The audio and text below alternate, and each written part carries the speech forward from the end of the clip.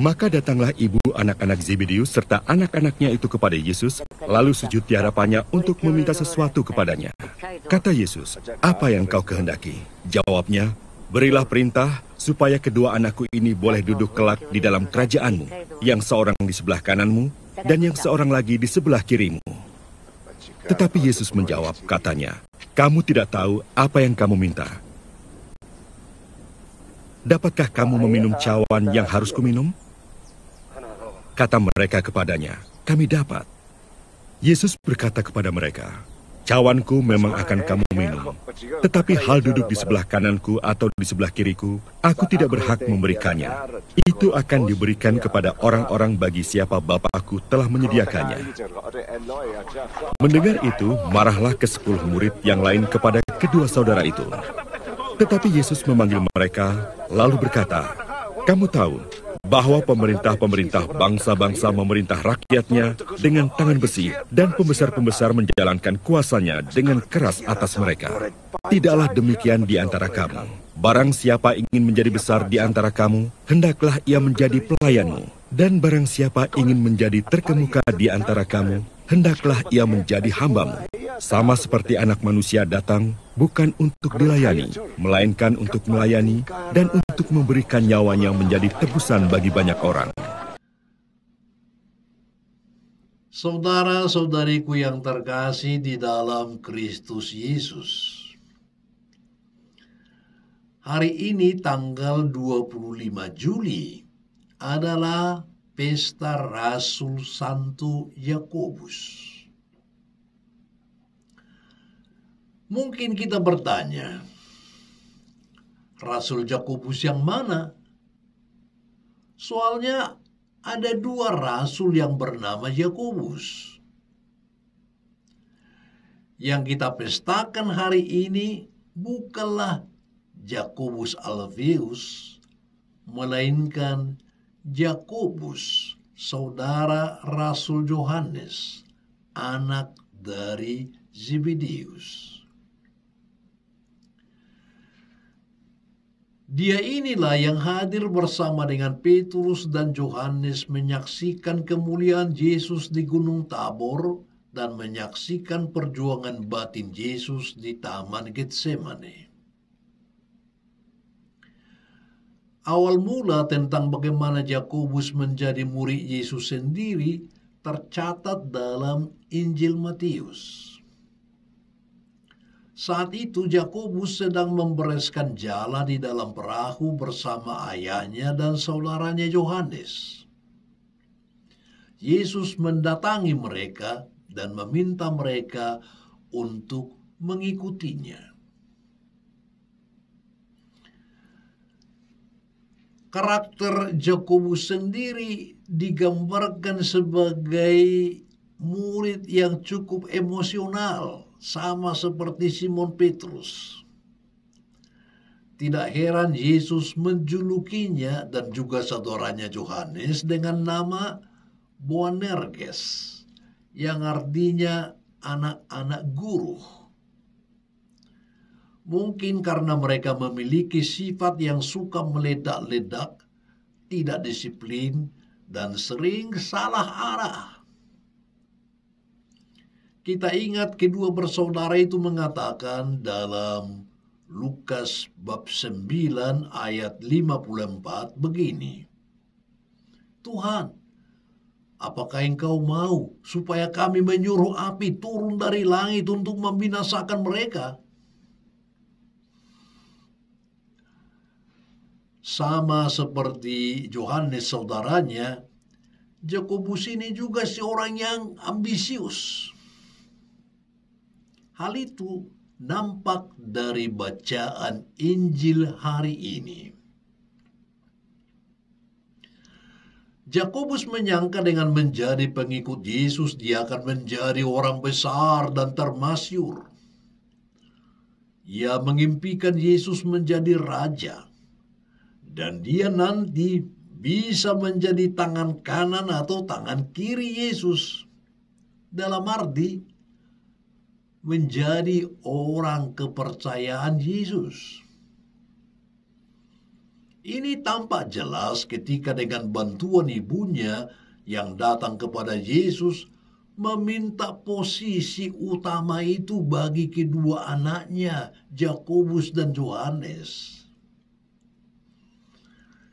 Lalu Yesus katakan, "Cawanku memang akan kamu minum, tetapi hal duduk di sebelah kananku atau di sebelah kiriku, aku tidak berhak memberikannya.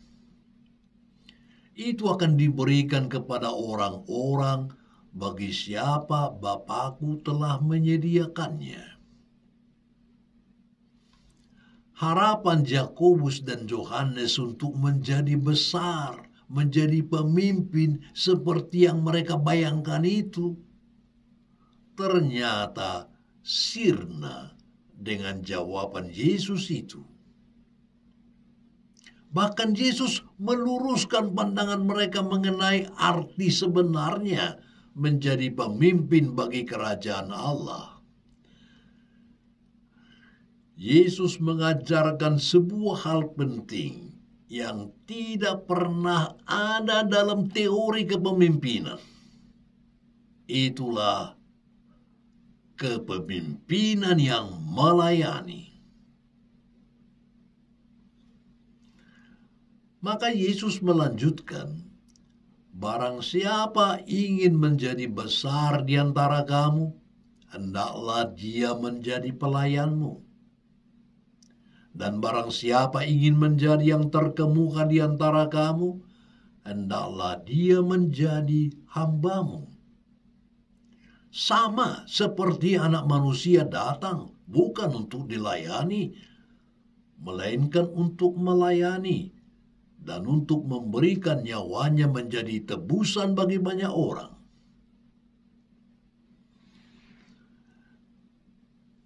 Saudara-saudariku yang dikasihi Tuhan, Yesus menyapa para murid dengan cara yang halus namun tajam, agar mereka tidak mengandalkan kuasa dan tangan besi ketika menjadi pemimpin. Pemimpin yang baik bukanlah pemimpin yang senang main kuasa dan selalu unjuk kekuatan di hadapan mereka yang dipimpinnya. Baik itu yang dipimpinnya itu anggota keluarga, bawahan, ataupun rekan kerja maupun rakyat. Mereka yang ingin menjadi besar hendaknya menjadi pelayan. Sedangkan mereka yang ingin menjadi terkemuka harus merendahkan diri bagaikan seorang hamba.